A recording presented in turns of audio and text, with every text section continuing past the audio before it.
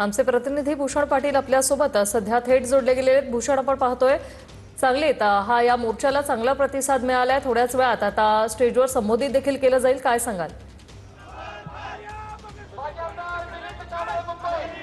जयंत पाटील यांच्याबाबत गोपीचंद पडळकर यांनी केलेलं जे काही वक्तव्य होतं त्याच्या विरोधात आज महाराष्ट्र संस्कृती बचाव मोर्चा जो आहे तो राष्ट्रवादी शरदचंद्र पवार गटाच्या वतीने काढण्यात आला आहे आणि हा मोर्चा आता राजाराम बापू पाटील यांच्या पुतळ्याच्या समोर आला आहे। आपण बघू शकतो जयंत पाटील यांचे हजारो समर्थक या सगळ्या मोर्चामध्ये सहभागी झालेच होते, मात्र पक्षाचे अध्यक्ष असलेल्या शशिकांत शिंदे असतील, त्याचबरोबर वरिष्ठ सगळे राज्यातले नेते देखील या सगळ्या मोर्चामध्ये सहभागी झाल्याचं आपल्याला बघायला मिळते आणि गोपीचंद पडळकर यांच्या विरोधात जोरदार घोषणाबाजी जयंत पाटील समर्थकांकडून अजूनही होताना आपल्याला बघायला मिळते। या सगळ्या मोर्चामध्ये सहभागी झालेले जे वरिष्ठ नेते आहेत त्यांचा देखील आरोप आहे की गोपीचंद पडळकर यांना मुख्यमंत्री देवेंद्र फडणवीस कुठेतरी पाठीशी घालत आहेत आणि त्याबद्दलच हा इशारा देण्यासाठी हा मोर्चा काढला असल्याचं त्यांचं म्हणणं आहे। आणि एकूणच आता हा राजाराम बापू पाटील यांच्या पुतळ्यासमोर हा मोर्चा आल्यानंतर या ठिकाणी सभा देखील होणार आहे। त्या ठिकाणी विशेषतः रोहित पाटील काय वक्तव्य करतात किंवा काय भाषा वापरतात हे देखील पाहणं महत्त्वाचं असणार आहे, कारण त्यांनी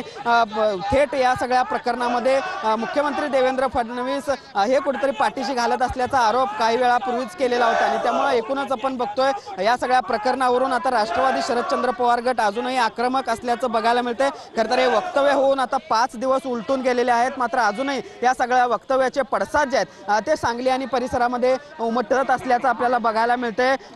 इस्लामपूर असेल, वाळवा असेल, या सगळ्या परिसरातून जयंत पाटील समर्थक आहेत ते मोठ्या नक्कीच भूषण, धन्यवाद तुम्ही दिलेल्या या माहितीसाठी।